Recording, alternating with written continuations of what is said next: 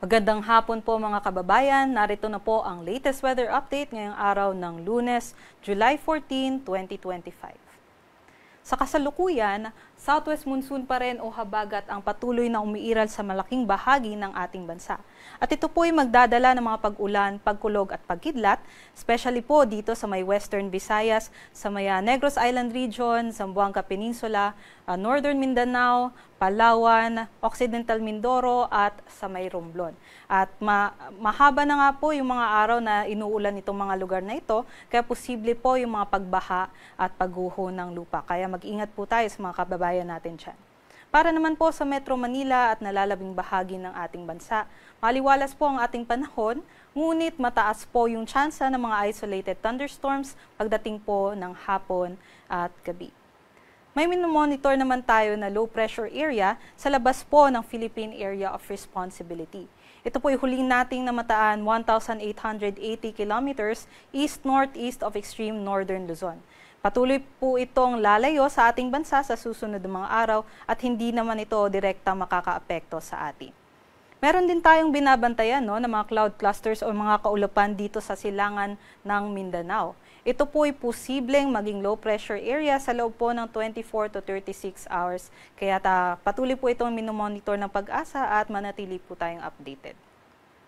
Para naman po sa taya ng panahon para bukas, dito po sa Luzon, maaliwalas po ang panahon natin sa malaking bahagi ng Luzon. No? Pero dito lang po sa may Occidental Mindoro at sa may Romblon, dyan po yung mga uulanin dahil sa habagat.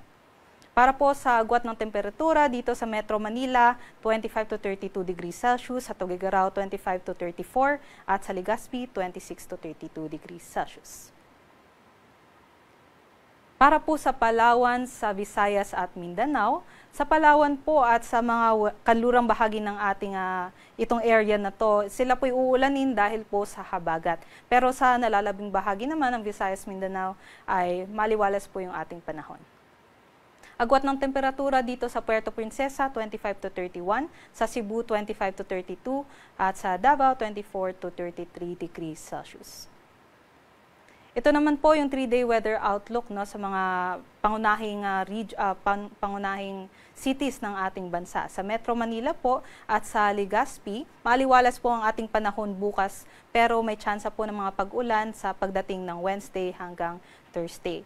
Dito naman po sa Baguio City, maliwalas po ang panahon natin sa buong 3 araw na yon. Agwat ng temperatura sa Metro Manila, 25 to 32, sa Baguio, 17 to 23, at sa Legazpi, 26 to 32 degrees Celsius. Para naman po sa Visayas, sa Metro Cebu at sa Tacloban, ang ating panahon po bukas ay maliwalas at pagdating naman po ng Wednesday to Thursday, uulanin din po sila doon. Sa Iloilo naman, dahil nga po sa habagat, uulanin po yung Tuesday to Thursday nila. Agwat ng temperatura sa Metro Cebu, 25 to 32 degrees Celsius. Sa Iloilo naman, 25 to 31 degrees Celsius. At sa Tacloban, 25 to 32 degrees Celsius. Lastly, dito naman po sa Mindanao, sa Metro Davao, siya po ay magkakaroon ng maliwalas na panahon sa pagdating bukas. At sa Wednesday naman to Thursday ay uulanin sila. Posible po dahil po dun sa LPA na maaari pong mabuo. Sa Cagayan de Oro at Zamboanga City naman ay buong Tuesday hanggang Thursday uulanin po sila dahil naman po sa habagat. Agwat ng temperatura dito sa Metro Davao, 24 to 33 degrees Celsius. Cagayan de Oro City, 24 to 32 degrees Celsius at Zamboanga City naman, 25 to 32 degrees Celsius. Ito naman po yung ating mga Pag-asa Regional Services Division's Facebook pages. So, maaari lamang po na i-follow ang mga pages na ito para po sa mga mas detalyadong impormasyon ukol po sa ating thunderstorm at rainfall advisory.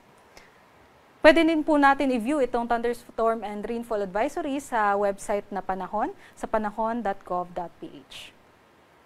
Sa Kalakhang, Maynila, ang araw po ay lulupog mamayang 6:29 p.m.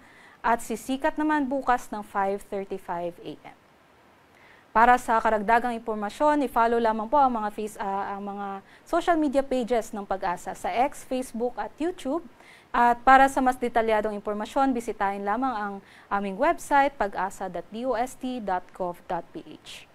Muli, ito po si Lian Loreto at mag-ingat po tayong lahat.